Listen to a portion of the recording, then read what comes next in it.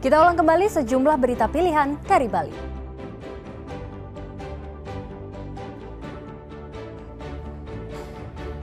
Wabah penyakit campak menyerang ratusan anak di sejumlah desa di Karangasem.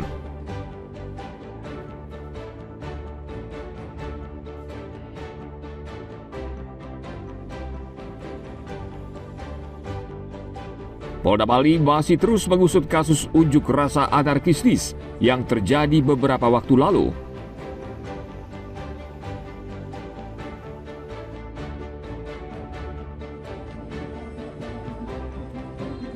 Kejaksaan Negeri Klungkung memusnahkan barang bukti tindak pidana umum yang didominasi kasus narkotika dan judi.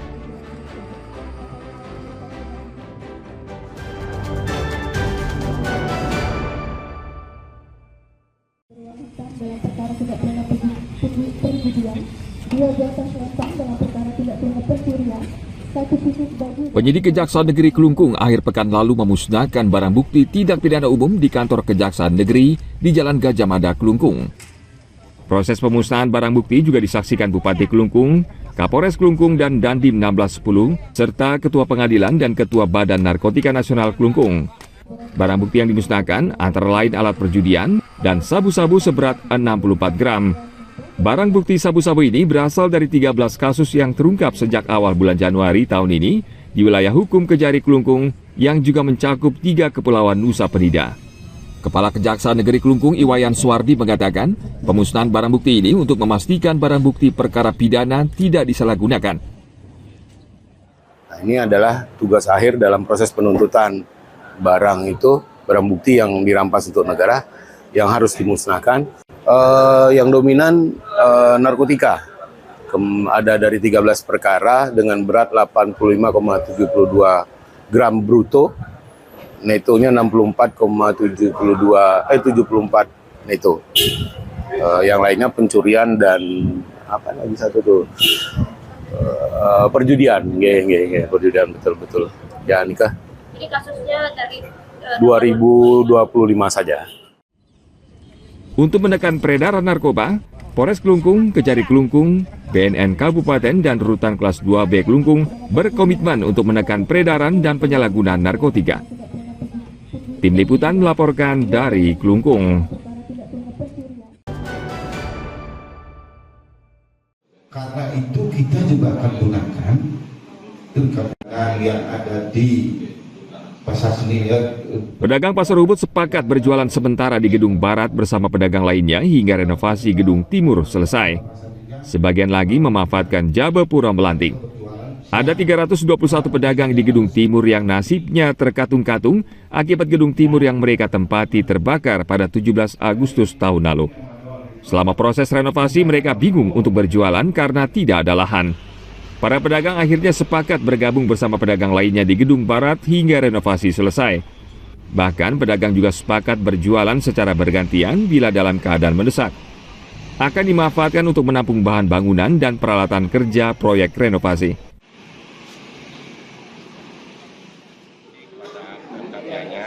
Telah memberikan jalan keluar terbaik sehingga para pedagang bisa tetap berjualan walaupun sama proses renovasi.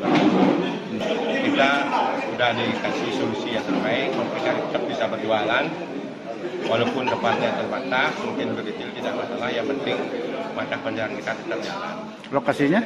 Lokasinya di sebelah barat, di blok barat dan di sebelah timur Pulau Melanting. Artinya bersama pedagang kita berbaur dengan pedagang sebelah barat. Pedagang ingin dia tetap berjualan, walaupun dengan metode yang mungkin tidak harus setiap hari atau bagaimana, sehingga kami memanfaatkan lahan yang ada yang tidak mengganggu aktivitas proyek. Itu yang kami berikan kepada pedagang. Ada di sisi barat untuk Bapok dan di sisi timur, lalu untuk pedagang seni juga demikian. Ada 2 tempat yang kita bagi sehingga PU juga nanti ke depan bisa gampang melaksanakan renovasi. Kita berikan waktu 80 hari sesuai kontraknya nanti. cepat, dan kita atur ritme pedagangnya, tidak bisa semua, mereka akan atur mungkin berjualan sehari 2 hari sekali atau bagaimana, itu kami berikan seluruhnya ke mereka. Yang penting mereka memanfaatkan barang tempat yang kami telah sediakan. Para pedagang pasar Ubud di Gedung Timur yang terbakar tahun lalu mempertanyakan nasib selama renovasi berlangsung. Mereka tidak bisa berjualan selama 4 bulan saat renovasi pasar dimulai 1 September lalu. Tim Liputan melaporkan dari Gianyar.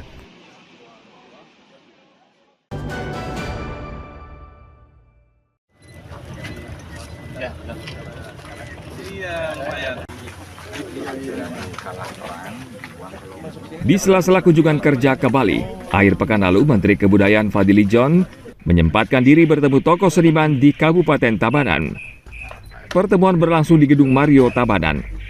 Fadly datang bersama Bupati Tabanan, Komang Gede Sanjaya. Selain menyempatkan diri bertemu para tokoh dan seniman yang ada di Tabanan, Fadly John berkesempatan melihat sejumlah karya seni rupa hasil karya seniman Bali. Fadly berpendapat ekosistem kebudayaan di Tabanan saat ini semakin maju dan berkembang. Untuk meningkatkan seni dan budaya di Tabanan, pemerintah akan berkolaborasi dengan lintas sektor kebudayaan di Bali, khususnya Tabanan.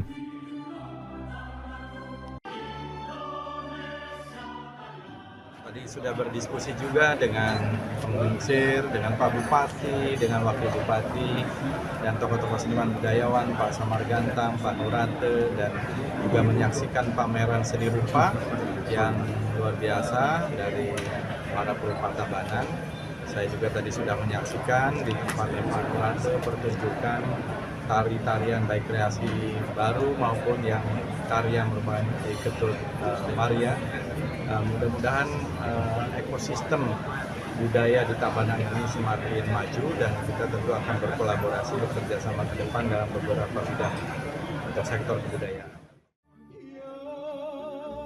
Seniman berharap kunjungan Menteri Kebudayaan bisa menggairahkan kesenian dan kebudayaan Bali dengan menggelar event-event seni hingga pembuatan museum. Kalau kita lihat kunjungan pariwisata di Tanah Lot itu setahun bisa 2 juta, ya. Itu hampir setengah penduduk Bali.